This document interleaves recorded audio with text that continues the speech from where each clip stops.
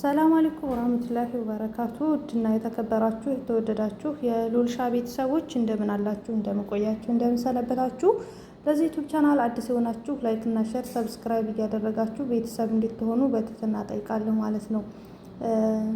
ክርስቲያን ወገኖቼ ሰላም ብያለሁ። እንደምታውቁት ያው መዳብ ቤት ያላችሁ መብት ነግሬያችኋለሁ ከዚህ ቪዲዮ ላይ ማለት ነው። ቀደም ካለ ቪዲዮ ላይ ካላያችሁት ወደኋላ ተመልሳችሁ እዩት ማለት ነው። ወረቀቱ እንግዲህ የአሰሪ ግዴታዎችና የቤት ሰራተኞች መብትን ለማስከበር ቃል የተገባ ነው የሚለው። ቃል የተገባ የመጀመሪያውና አንደኛው ምንድነው? ሰራተኛዋ ከመጣችበት ቀን ጀምሮ ባሉት 2 ወራቶች ውስጥ ሕክምና ምርመራ ሊያደርጉላት ይገባል። ያ ማለት ሕክምና ምርመራ አድርገውላት የኢትዮጵያ ብቻ በቂ አይደለም። መጥታችሁ እስከ 2 ወር ድረስ ሕክምና ሊያደርጉላችሁ ይገባል። ያ የሕክምና ውጪ ደግሞ ከነሱ ነው። ገባችሁ አይደለ? እንደገና ደግሞ ኢቃማችሁን ሊያሰሩላችሁ ወረቀታችሁን፣ መኖሪያ ፍቃዳችሁን ከመጣችሁበት ቀን ጀምሮ እስከ 3 ወር ባሉት ጊዜያቶች ኢቃማችሁን ወይ ወረቀታችሁን ሊያሰሩላችሁ ግድ ይላል። ይሄ 3 ወር ጊዜ የተሰጠው ደግሞ ካልተመቿችሁ፣ እነሱ ጥሩ ካልሆኑ ቤት የመቀየር መብት አላችሁ ማለት ነው። ይሄንን አንድ ብላችሁ ያዙልኝ። አብዛኞቻችሁ በውስጥ ትጠይቁኛላችሁ። ሌላ ሁለተኛው ደግሞ ሰራተኛዋን ደህንነቷን አደጋ ላይ የሚጥል አደገኛ ስራ ማሰራት የለባቸውም። ማን? ሰራተኞች፣ አሰሪያዎቻችሁ። መዳምሽ አንቺን ደህንነትሽን አደጋ ላይ የሚጥል ስራ ካሰራችሽ ኖ ማለት ትችያለሽ። ኖ ማለት ትችያለሽ። አልሰራም፣ ይሄ ደህንነቴን አደጋ ላይ ይጥለዋል ማለት ትችያለሽ ማለት ነው።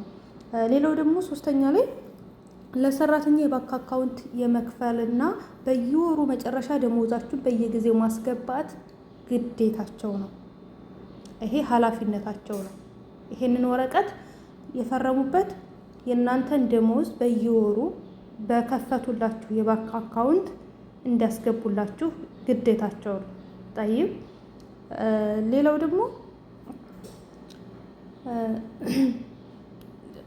ብር የተላከበትን ደረሰኝ ለእናንተ ሊሰጧችሁ ግድ ነው። በእናንተ እጅ መሆን አለበት። ምን የተባለበት? ብር የተላከበት ደረሰኝ በእናንተ እጅ መሆን አለበት። በእናንተ እጅ እንኳን ባይሆን ችግር የለውም፣ የባንኩ ሲስተም ላይ ስለሚወጣ ያ ችግር የለውም ማለት ነው። ሌላው ደግሞ ሰራተኛ በባንክ ብሯን እንድትልክ እገዛ ሊያደርጉላችሁ ግድ ይላል። ለእናንተ ወደ ባንክ ስትልኩ እናንተን ሊያግዟችሁ ግድ ይላቸዋል። ይሄ ኃላፊነታቸው ነው ማለት ነው። የምታውቁ ካላችሁ ራሳችሁ ችላችሁ ብትልኩ መልካም ነው። ብታውቁ መልካም ነው። ይሄ ጥሩ ነገር ነው። ራሳችሁን እንትን ብትሉ እናንተ እነሱ ላኩልኝ አላኩልኝ ከምትሉ ራሳችሁ ብትልኩ ያ መልካም ነው። ግን እዚህ ጋር ደግሞ እነሱ ደሞዛችሁን መላክ ያለባቸው በባንክ ነው። አሁን አብዛኞቹ አረቦች በጥቁር ገበያ እንድትልኩ አያደርጓችሁም። ያለ ምንድን ነው? እነሱ የተፈራረሙት ወረቀት በባንክ ደሞዛችሁን በኢትዮጵያ ንግድ ባንክ በህጋዊ ባንክ እንዲልኩላችሁ ነው እንጂ በጥቁር ገበያ በህገ ወጥ እንዲልኩላችሁ አይደለም። እዚህ ላይ እምቢ ካሏችሁ ምንም ማድረግ አትችሉም። በቃ በራሳችሁ ተላካችሁ እነሱ አያገባችሁም በዚህ ጉዳይ ላይ ማለት። ለምን? እነሱ ተጠያቂነታቸውን እንትን ብለዋል። በባንክ እንላክላችሁ ብለዋችሁ እምቢ ካላችሁ በራሳችሁ አካውንት ነው የሚልኩላችሁ። በራሳችሁ አካውንት እንዲገባ አያደርጉላችሁ። በፍጹም ይሄን አይተባበሯችሁ ማለት ነው። በፍጹም አይተባበሯችሁ። ይሄን አልተባበሩኝም ብላችሁ እንትን አትበሉ። ምክንያቱም እነሱ እዛ ወረቀት ላይ ፈርመዋል ማለት ነው። ሌላው ደግሞ ተሰራተኛ ደሞዝ ቅነሳ ከተደረገ እነዚህ ቅነሳዎች በምን ምክንያት እንደሆነ ለህግ ማሳወቅ አለባቸው። እነሱ ከእናንተ ደሞዝ ላይ ብር ከቀነሱ የቀነሱበት ምክንያታቸው ምንድን ነው ብለው ለህግ ታያሳውቁ መቀነስ አይችሉም። የእናንተን ደሞዛችሁን ለመንግስት ሳያሳውቁ መቀነስ አይችሉም። የመጣችሁበት ኤጀንሲ አለ። ለዛ ኤጀንሲ ሳያሳውቁ የእናንተን ደሞዝ መቀነስ አይችሉም ማለት ነው። ሌላው ደግሞ እንግዲህ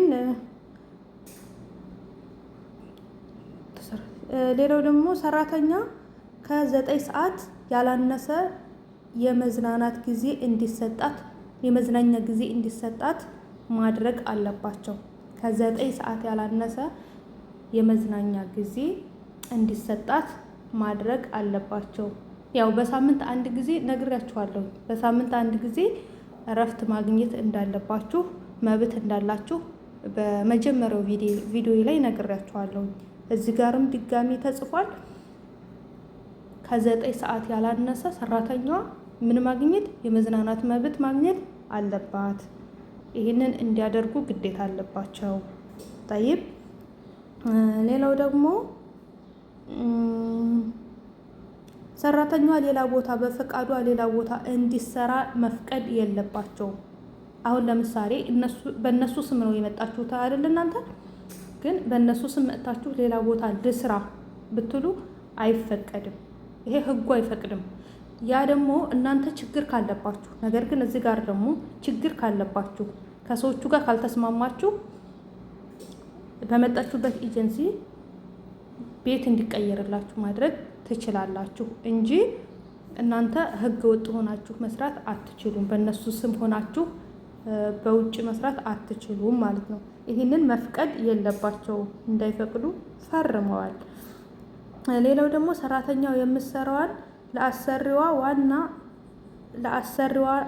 ዋና ለቤተሰቡ አባላት ብቻ ነው። ሰራተኛው የምትሰራው ለአሰሪዋና ለቤተሰቡ አባላት ብቻ ነው። እናንተ ስትመጡ የመጣችሁት ለቤተሰቡ ለአንድ ቤት እንጂ ለ2 ለ3 ቤት አይደለም። እናቴ ቤት ሄደሽ ስሪ ስትልሽ ኖ በያት። ወንድሜ ቤት ሄደሽ ስሪ፣ አማቴ ቤት ሄደሽ ስሪ ግዴታ አይደለም፣ ሙዋጅቢ ማለት ትችላለሽ። ይሄንን ማሰራት አይችሉም። እዚህ ወረቀት ላይ አለ ማለት ነው። ይሄ እዚህ ወረቀት ላይ ስላለ እናንተ ምን ማድረግ አለባችሁ? መብት አይደለም ግዴታ አይደለም። እናንተን የማሰራት መብት የላቸውም። ሰው ቤት ወስደው የማሰራት መብት የላቸውም። ይሄው ወረቀቱ ላይ አለ ማለት ነው። ሌላው ደግሞ የሰራተኞች አገልግሎት ወደ ኤጀንሲ ቅጥር ጽህፈት ቤት ሳይጠቁሙና ሁሉንም አስፈላጊ መረጃዎችና ሰነዶች ሳያቀርቡ ውል መፈራረም ቃል መግባት የለባቸውም። ምንም አይነት ወረቀት ይሁን ምንም ከደሞዛችሁ ውጭ የሆነ ነገር ፈርሙ ቢሏችሁ መንግስት ሳያውቅ መፈረም የለባችሁም። እነሱም ደግሞ ሊያስፈርሟችሁ አይገባም። የምንም አይነት ውል ሊያስፈርሟችሁ አይገባም። ለምሳሌ ሊያስፈርማችሁ የሚችሉት ወረቀት ምንድን ነው ካላችሁኝ፣ ሌላ ቦታ ስሪኝ አልፈልግሽም ብለው መንግስት ሳያውቅ ዝም ብለው እንደ ዕቃ የሚሸጧችሁ ከሆነ ያንን ወረቀት እናንተ መፈረም የለባችሁም። መንግስት ሳያውቅ የመጣችሁበት ኤጀንሲ የመጣችሁበት የሰራተኛና የአሰሪ ምንድን ነው የሚባለው የውጭ ጉዳይ ሚኒስቴር ሳያውቅ እናንተ እዛው ላይ መፈረም የለባችሁም። ሊያስፈርሟችሁም ደግሞ አይገባም። እዚህ ጋር ልብ በሉ ማለት ነው። ሌላ ደግሞ ሰራተኛ ቃል የግል መረጃዎች ከተቻለ በፍጥነት የሰራተኛ እቃና የግል መረጃዎችን ሰራተኛ አገልግሎት ወደ ኤጀንሲ የሰራተኛ እቃና የግል መረጃዎችን በተቻለ በፍጥነት ሳይዘገይ ወደ ሀገራቸው ማጓጓዝ ኃላፊነት አለባቸው። የሰራተኛ እቃ አሁን እቃችሁን ምናምን ስትሄዱ ወደ ኢትዮጵያ ስትሄዱ ነው ይሄ የሚሆነው። የእናንተን እቃ የማጓጓዝ ግዴታ አለባቸው። ወደ ሀገራችሁ የማጓጓዝ ኃላፊነት አለባቸው በፍጥነትና ሳይዘገይ ኮንትራታችሁን ከጨረሳችሁ ማለት ነው። ሰራተኛ ማጓጓዝ ካልተቻለ የቤት ሰራተኛ ዘመድ ወይም የኢትዮጵያ ኤምባሲ ማሳወቅ አለባቸው። ሰራተኞቹ ማጓጓዝ ካልቻሉ የኢትዮጵያ ኤምባሲ ማሳወቅ ትችላላችሁ። ለኢትዮጵያ ኤምባሲ ማሳወቅ ትችላላችሁ። ምን ታላደረጉላችሁ? ወደ ሀገራችሁ ማጓጓዝ ካልቻሉ እናንተ ለኢትዮጵያ ኤምባሲ ማሳወቅ ትችላላችሁ። ችግሩ የትኛው የኢትዮጵያ ኤምባሲ ነው የሚተባበረው ማለት ነው እዚህ ጋር። ሌላው ደግሞ የቤት ሰራተኞች በተፈጥሮ አደጋ ወይም ለከባድ ሕመም በስራ ላይ ጉዳት ሲደርስባቸው በአሰሪ ሙሉ ወጪ መታከም አለባቸው። አሰሪው ማሳከም ካልቻለ አሰሪው በራሱ ወጪ ሰራተኛውን ወደ ሀገር ማሳፈር አለበት። በራሳቸው ወጪ እናንተን ወደ ሀገራችሁ ማሳፈር። በሽታው በጣም ከባድና ብዙ ወጪ የሚፈልግ ከሆነ እናንተን ማሳፈር ግዴታ አለባቸው። ጠይብ ሌላው ደግሞ የመጨረሻው ኮንትራት ሲጨርሱ ሰራተኛውን ድጋሚ ማስቀጠል ተፈለገ እንደገና ማፈራረም አለባቸው እና ኮንትራታችሁን ሲጨርሱ ደግሞ ኮንትራታችሁን ሲጨርሱ ሳይሆን በአመትም በ6 ወርም ደሞዝ ማስጨመር ይቻላል። ግን